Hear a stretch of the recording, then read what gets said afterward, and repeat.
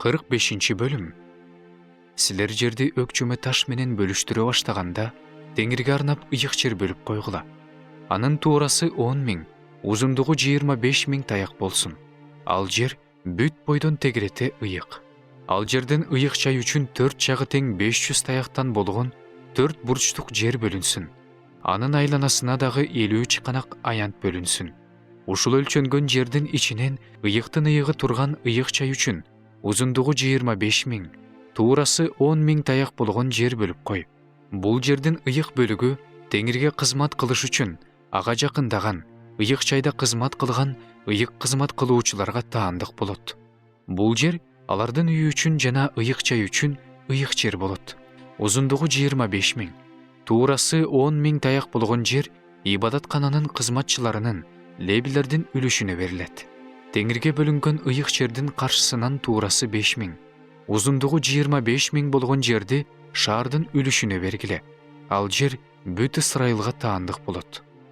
Теңирге бөлүнгөн ыйык жердин жанынан, ошондой эле шаардын үлүшүнүн жанынан, тигил тарабынан да, бул тарабынан да, чыгыш тарабындагы чыгышка кеткен, батыш тарабындагы батышка кеткен, узундугу батыш чек арадан чыгыш чек арага чейин жаткан үлүштөрдүн биринин узундугуна барабар болгон жерди төрөгө бергиле. Ал анын жери, анын Ысрайылдагы үлүшү. Мындан ары менин төрөлөрүм менин элимди кысымга албашы керек. Алар Ысрайылга уруулары боюнча жер бериши керек. Кудай Теңир мындай дейт: Ысрайыл төрөлөрү, силердики жетишет. Кордук көрсөткөнүңөрдү, эзгениңерди койгула. Акыйкаттык жана адилеттик боюнча иш жүргүзгүлө. Менин элимди өзүнүн үлүшүнөн сүрүп чыгарганыңарды токтоткула дейт Кудай Теңир. Силердин таразаңар да, эйфаңар да, батыңар да туура болсун. Эйфа менен бат бирдей өлчөмдө болушу керек. Бир бат бир хомердин 1/10 бөлүгүнө барабар болсун. Бир эйфада бир хомердин 1/10 бөлүгүнө барабар болсун. Алардын өлчөмү хомер боюнча аныкталсын. Бир шекелде 20 гер бар.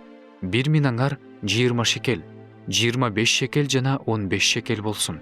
Силердин төрөгө беришиңер керек болгон алымыңар мындай: бир хомер буудайдан эйфанын 6/1 бөлүгү, жана бир хомер арпадан эйфанын 6/1 бөлүгү.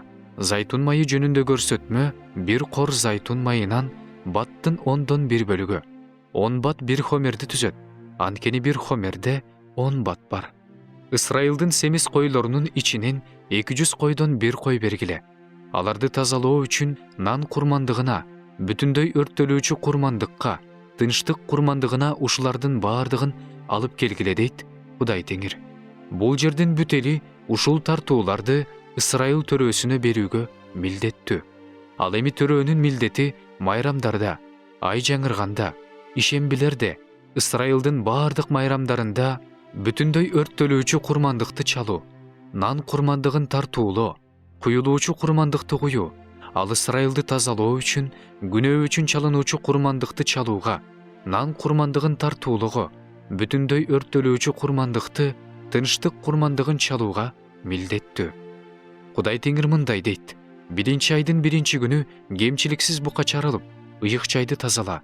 Ыйык кызмат кылуучу күнөө үчүн чалынган бул курмандыктын канынан алып, ибадаткананын эшиктеринин кашектерине, курмандык чалынуучу жайдын аянтчасынын 4 бурчуна, ички короонун дарбазаларынын кашектерине чачсын. Ушул айдын 7 күнү да жаңылыштыктан, же билбей күнөө кылгандар үчүн ушундай кылгыла. Ибадаткананы ошентип тазалагыла. 1 айдын 14 күнү силерде 7 күндүк пасах майрамы болсун.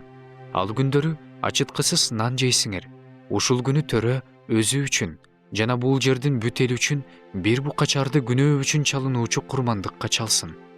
Ушул 7 күндүк майрам ичинде ал Теңирге арнап бүтүндөй өрттөлүүчү курмандыкка ар күнү кемчиликсиз кочкордон жетини, букачардан жетини, күнөө үчүн чалынуучу курмандыкка ар күнү бир текеден чалып турууга милдеттүү. Бир букачарга 1 эйфа, бири кочкорго 1 эйфа нан курмандыгын кошуп, 1 эйфа нан курмандыгына 1 кин зайтун майын кошуп тартуулоого милдеттүү. 7 айдын 15 күнү майрам күндөрү, 7 күн бою ал ошондой эле курмандыктарды чалышы керек. Күнөө үчүн чалынуучу курмандыкта, бүтүндөй өрттөлүүчү курмандыкта, нан курмандыгы да, зайтун майы да ошончо болсун.